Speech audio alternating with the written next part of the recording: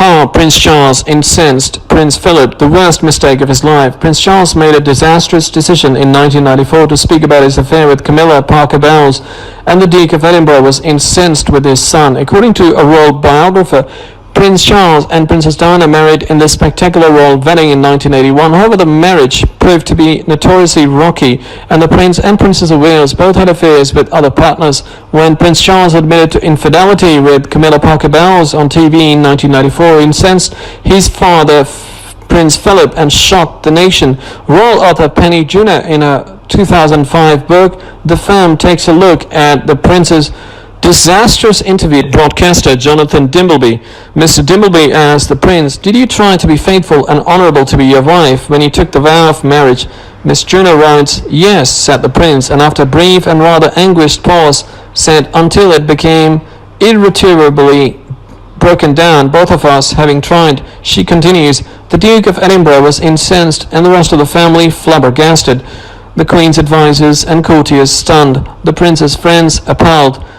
The blame so squarely on Private Secretary Richard Aylard for having allowed Charles to make what many regards as the worst mistake of his life. At the time, many people thought it might cost him the throne."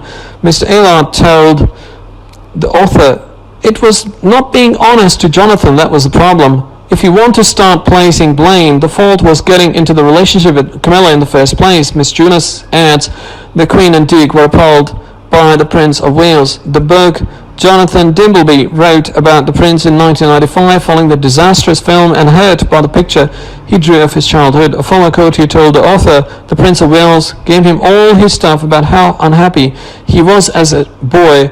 The Queen never spoke of him. The Duke of Edinburgh was beastly to him, and it was very much upsetting them. Miss Junor gives her opinion that the Prince of Wales' great misfortune is that he never been able to be even faintly comical with the truth. A former courtier told her, "You might have thought the Prince could have found a way of dealing with Diana.